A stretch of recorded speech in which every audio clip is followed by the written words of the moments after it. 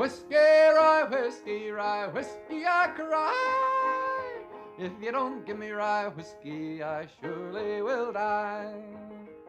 Templeton, Iowa's bootleg whiskey was made with ordinary ingredients: water, yeast, sugar, rye.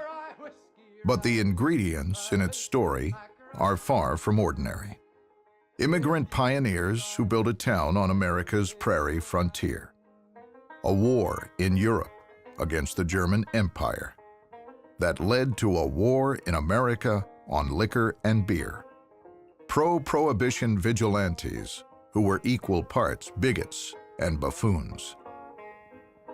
A priest who kept a whiskey still in his residence and another in the church basement. Pigs who ate whiskey mash as forage until they were falling down drunk. A young man who learned to bootleg out of poverty and then became Templeton's bootlegger king. And a federal prohibition agent who would hunt Templeton's bootleggers for decades. This was the recipe that made Templeton, Iowa, the rye whiskey bootlegging capital of America's heartland.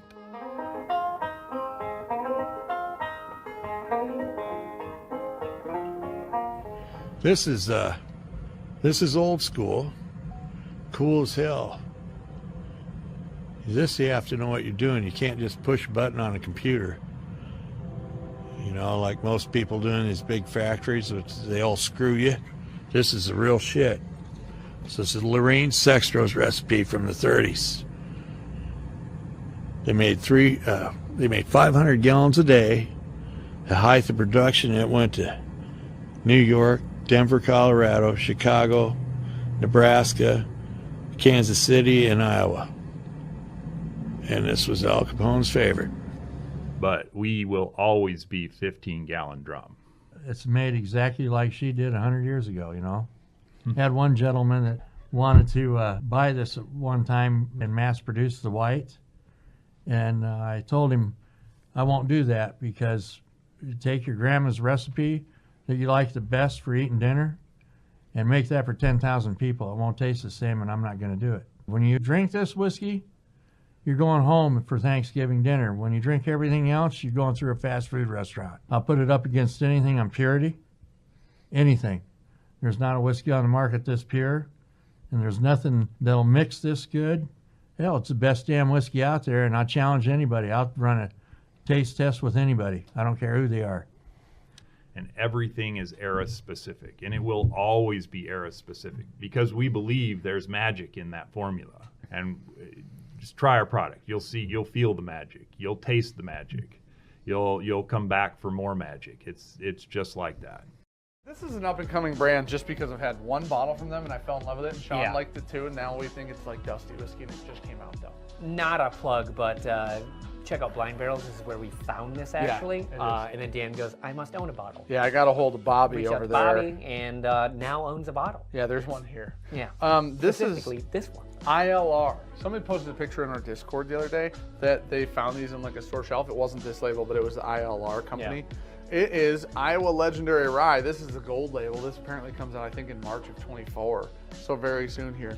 But this is a supposedly historically accurate recipe from like the 30s, I think. Yeah, why don't you read that recipe? This is a rye. It's 103 proof. Sean and I couldn't figure this out in the video. Not at all. If you would have said, you will either die or figure out even remotely what this is, we would have both be dead right now. Very dead. The cool thing is, this is batch number 2. They put on the front, spirits distilled from rye grain and cane sugar. So it says ingredients: organic rye, cane sugar, purified water, yeast. Those are the only ingredients. Sugar in there. It genuinely tastes like dusty. Yeah, it's wild. Dusty bourbon or dusty whiskey, whatever you're. But it's like the most off the wall thing I think Sean and I probably had in a really long time. That was a brand new release. 100%. Like Wave And Stave. it was a label we've never even heard of. Yeah, never heard of the brand, never heard of the distillery, the company. Neither of us have had their other offerings. I would definitely try them. because of the uniqueness and how incredibly cool this release is or was. So if I see another thing from this brand in the store, I would definitely pick one up. I would personally. I'm not telling you to, but if you see this gold label, you have to try this. You have to try the gold label, especially if you see it at a bar. You have definitely to. try that. I would be very happy to have a bottle of C for the uniqueness and the interest in like a different experience. Lorene Sextro. They had 5 girls and 2 boys. And to save the farm and to feed their kids and clothe their kids, Lorene made the best rye that there was in the surrounding counties. My brother Chuck, she taught allegedly how to make it. And my brother Chuck allegedly taught me everything that she taught him. And remember, this is all allegedly because I wouldn't do anything illegal. So we're doing a lost art that hardly anybody does anymore or knows how to do. Her husband Frank, or well known as Shorty, wrote his name, and you know how old Germans wrote with the S backwards, wrote his name across, and the burn mark from the flute goes right through it. Well, that's where Lorene cooked the small batch, and that's still down there today at Augie's farm. Frank and his family were taking 15 barrels to the Manning Railroad to ship out to Chicago, and they got met halfway there, and they were told by their other family members that the feds were there waiting for them, so not to go or they're going to get arrested. So they came home and hid it on the farm, and we have sniffing dogs that were trained with our wood and our whiskey to find the alcohol, and that's how we found the still out at Augie's place. I mean, it's history in the making. 2 years ago, I had an aorta dissect with an aneurysm, and it blew, and I can't work. There's probably like 5 of us left that are still alive that know how to do this the old way. So I taught these guys everything I know, and I just come down, drink coffee and bullshit and tell stories. So Max is a master distiller, and he oversees the whole place, and Alec does all the mash, bottling, labeling, proofing. They are my proteges. They do they're learning, they're doing great, and that's going to keep this best tasting rye alive instead of letting it die out like a lot of the other great products have. Like you said, there's only about 5 people that know the recipe, so teaching me and Alec is really special that we get to learn this, and someday we'll pass it on to somebody else, and it'll be something that lasts forever. It's been a real honor being able to learn this recipe and figuring out all the steps there is to it, and it takes a lot to make sure everything is done correctly, and we do everything truly by hand, and no spirit out there puts more care and love into every single bottle than we do.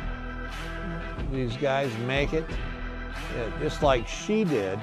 We get all the products from Carroll County except for the bottles and the barrels. It's done just the way they did 100 years ago. I'm not saying new technology is not awesome, because it is, but sometimes the old school stuff, you can't beat it.